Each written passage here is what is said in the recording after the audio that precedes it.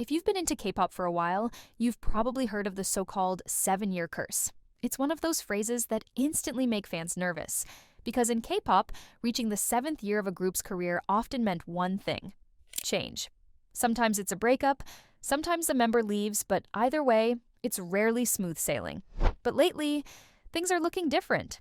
Some newer groups seem to be breaking the cycle entirely, and even industry insiders are saying that the curse might not be as powerful as before. So, is it really ending, or just evolving? Let's find out. What exactly is the 7-year curse? The 7-year curse refers to the fact that most idol contracts in South Korea are only valid for 7 years. After that, idols have to decide whether to renew or not. And for many groups, that's where the trouble starts, because when the contract clock runs out, things like creative differences, burnout, and even company politics often push members to part ways.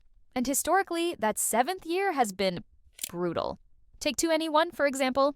The girl group that defined an entire era, CL, Dara, Park Bom, and Minzy, debuted in 2009 and changed the game for female idols. But in 2016, right after their 7th year, YG Entertainment announced their disbandment. The worst part? Reports said some members only found out about it through the media. Then came 4Minute, another powerhouse group under Cube Entertainment. Despite their success and loyal fandom, contract renewals fell through in 2016. And just like that, the group was gone. SISTAR, known as the Summer Queens, faced the same fate a year later, even though they were still topping charts. And Miss A also ended around that time. When Jia and Min decided not to renew with JYP, it was a domino effect. One by one, even established names like Wonder Girls, Kara, and Tiara hit turbulence right around that 7-year mark. And just recently, Weki Meki, a group that debuted in 2017, officially disbanded in August 2024. Exactly 7 years after debut.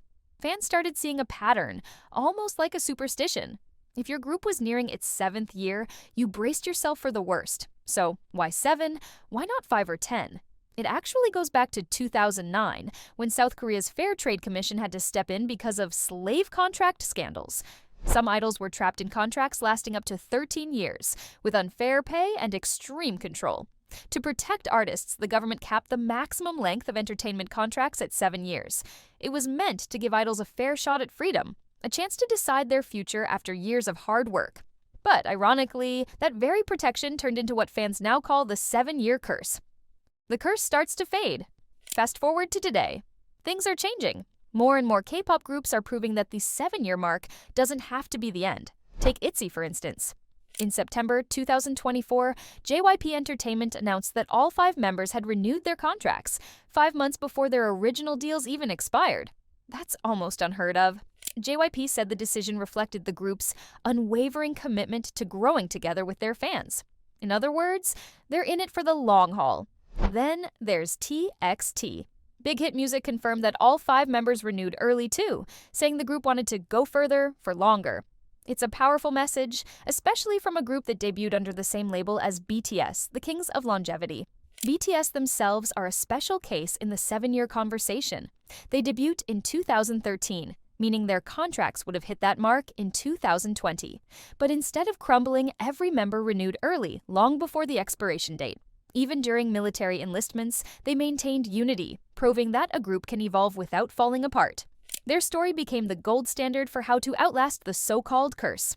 Even ITZY joined the list. In July 2024, all 8 members renewed their contracts with KQ Entertainment. Not just for another few years, but reportedly for 7 more. That's basically doubling down on their commitment to stay together. And you can't talk about long-term success without mentioning Blackpink. After endless speculation, all 4 members renewed their contracts with YG Entertainment in December 2023, choosing to continue group activities while pursuing individual paths.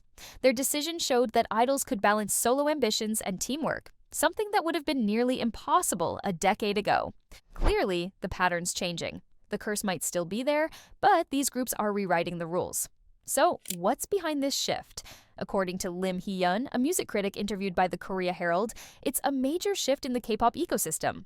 In the past, idol groups survived mainly on domestic fame. If Korean fans moved on, the group was done. But now, K-pop is global. Even if a group's popularity dips in Korea, their international fanbase can still keep them going strong. That global audience means more tours, more streams, more merch, and ultimately, more stability. Another reason experts cite is how management systems have evolved. A representative from a major K-pop agency told the Korea Herald that companies now operate like mini corporations, with specialized teams for social media, branding, overseas promotions, and solo activities. This setup allows members to do solo work without leaving their groups entirely. Before, idols had to choose the group or your solo career. Now, they can do both. And that flexibility is helping groups stay together longer. There's also the fact that music consumption has changed. Back in the 2010s, K-pop groups relied heavily on constant comebacks to stay relevant. Today, a hit song can last for years thanks to streaming and TikTok. Older songs keep resurfacing, and nostalgia sells. So instead of being pressured to chase trends, groups can take their time, tour, rest, and regroup. And when everyone's less burned out, there's less reason to leave. Industry veterans also note that many idols learned from past disbandments. A lot of solo careers that followed group breakups didn't actually do well. Meanwhile, groups that stayed united, like 17 or Twice, became even stronger. That's why agencies today encourage dual paths, group work and individual projects. It's a win-win. One agency executive summed it up perfectly. Ultimately, fans want to see their favorite groups whole. The original lineup is always the most powerful image, and both artists and agencies now understand the value of that. The so-called 7-year curse might not be completely gone, but it's definitely weaker than ever. More idols are taking control of their careers, and more companies are realizing that teamwork and flexibility pay off. Groups like ITZY, TXT, and ATEEZ are living proof that the end of a contract doesn't have to mean the end of an era.